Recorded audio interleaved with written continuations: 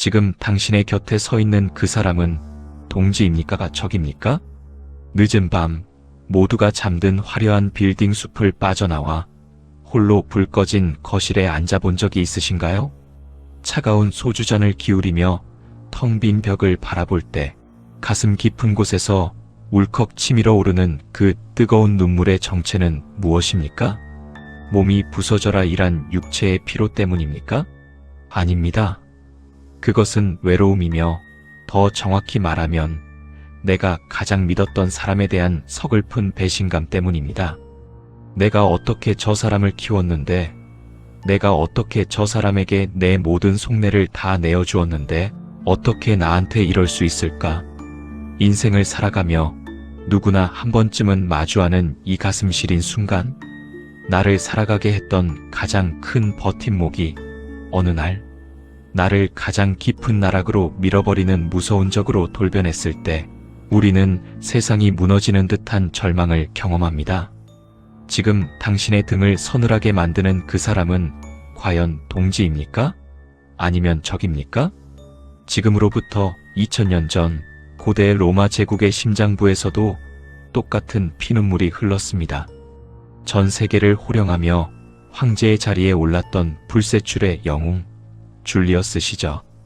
그는 수만 명의 적군이 칼을 겨누는 거친 전장에서도 단 한 번도 기죽지 않았던 강철 같은 사내였습니다. 하지만 기원전 44년 3월 15일 로마 원로원의 차가운 대리석 바닥 위에서 그는 수십 개의 칼날에 포위당합니다. 적들의 칼날이 그의 육체를 사정없이 찌를 때도 시저는 신음조차 내지 않았습니다. 영웅의 기백으로 그 고통을 견뎌내고 있었습니다.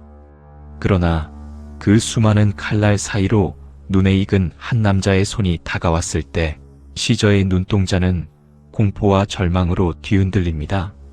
바로 자신이 아들처럼 아끼고 모든 비밀을 공유했으며 자신의 후계자로까지 점찍었던 가장 신뢰하는 동지 브루투스였습니다. 브루투스의 차가운 칼날이 시저의 가슴을 깊숙이 파고든 그 찰나 시저는 비명을 지르는 대신 자신의 토가 옷자락으로 조용히 얼굴을 가렸습니다. 그리고 역사에 영원히 남을 슬픈 탄식을 내뱉습니다. 에트 투 브루테. 브루투스, 너 맞아? 시저가 옷자락으로 얼굴을 가린 이유는 피 흘리는 육체의 고통을 숨기기 위함이 아니었습니다. 자신이 가장 믿었던 존재에게 모든 삶을 부정당했다는 그 참담한 정신적 절망감을 도저히 세상에 보여줄 수 없었기 때문입니다. 데무노 셰익스피어는 이 비극적인 순간을 통해 오늘날 화려한 문명 속을 살아가는 우리에게 날카로운 송곳 같은 질문을 던집니다. 지금 당신 곁에서 미소 짓고 있는 그 동지는 당신의 방패입니까? 아니면 당신의 등을 노리는 가장 날카로운 비수입니까? 돌이켜보면 우리 삶의 가장 아름다웠던 한 페이지에는 언제나 동지가 있었습니다. 난방도 잘 되지 않는 차가운 단칸방이나 허름한 대포집에서 소주잔을 부딪히며 우린 반드시 성공한다, 끝까지 함께 간다고 피를 토하듯 맹세했던 소중한 인연들 말입니다. 당시에는 서로의 허물을 덮어주고 서로의 부족함을 채워주며 내 등 뒤를 온전히 맡길 수 있었던 인생의 구원자 같았습니다. 이처럼 인간은 고난 속에서는 놀라울 정도로 쉽게 하나가 됩니다. 슬픔과 결핍은 인간을 뭉치게 만드는 가장 강력한 접착제이기 때문입니다. 그러나 가혹하게도 삶의 진짜 비극은 실패했을 때가 아니라 성공의 단물이 들어오기 시작할 때 소리 없이 시작됩니다. 가파른 풍파를 넘어서고 마침내 성과를 내어 세상의 중심에 서게 될 때 보이지 않던 마음의 균열이 싹트기 시작하는 것입니다. 나 아니었으면 저 사람이 저 자리에 갈 수 있었겠어? 실질적으로 일을 다 한 건 나인데 왜 스포트라이트는 저 사람 혼자 다 받지? 이 무서운 독과 같은 생각이 마음속 깊은 곳에 스며드는 순간 어제의 동지는 오늘의 괴물로 변합니다. 시저는 브루투스에게 정말 모든 것을 주었습니다. 그의 치명적인 결점을 덮어주었고 원로원의 핵심 자리를 내주었으며 가문의 영광을 약속했습니다. 하지만 시저가 권력의 정점에 오르자 브루투스의 마음속 깊은 곳에 있던 충성심은 순식간에 시기와 피해의식이라는 도구로 변질되었습니다. 인간의 나약한 본성은 참으로 잔인합니다. 타인의 고난은 진심으로 동정하고 함께 견딜 수 있어도 가장 가까운 이가 성공의 정점에 서는 것은 눈뜨고 보지 못하는 것이 인간 내면에 숨겨진 어둠입니다. 어느 순간부터 주변 사람들 사이에서 이상한 공기가 흐르기 시작합니다.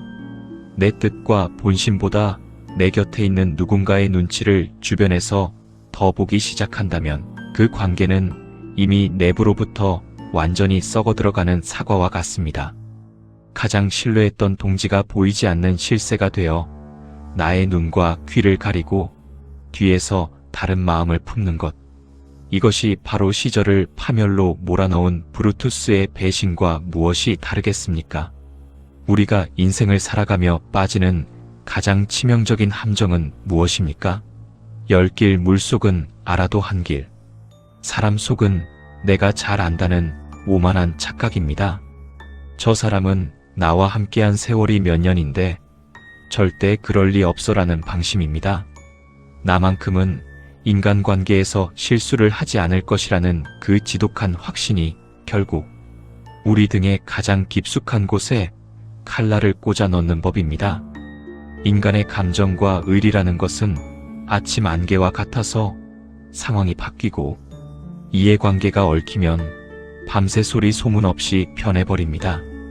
그렇다면 이 잔인하고 반복되는 인간사의 비극을 막을 해결책은 정녕 없는 것일까요? 인류 역사상 가장 넓은 영토를 지배했던 칭기즈칸의 대제국을 돌아봅니다. 칭기즈칸의 힘은 단순히 뜨거운 형제애나 의리에서 나오지 않았습니다. 그는 인간의 마음이 얼마나 나약하고 쉽게 흔들리는지 누구보다 잘 알고 있었습니다. 그래서 그는 푸른 늑대라 불리는 피를 나눈 동지들과 제국을 세우면서도 결코 의리에만 기대지 않았습니다. 그는 역할의 명문화와 보상의 투명화라는 철저하고 서늘한 규칙을 세웠습니다.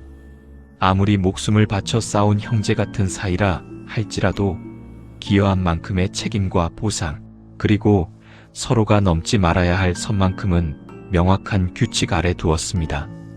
그것이 인간의 나약한 욕망으로부터 서로의 신뢰를 오염시키지 않고 소중한 인연을 끝까지 지켜내는 유일한 방법임을 간파했기 때문입니다. 관계를 지키는 것은 뜨거운 포옹이 아니라 냉정한 규칙입니다. 진짜 지혜로운 사람은 사람을 의심하지 않는 대신 사람이 흔들릴 수밖에 없는 상황을 원천 차단하는 차가운 지혜를 가진 사람입니다. 지금 이 순간 다시 한번 당신의 주변을 고요히 둘러보십시오.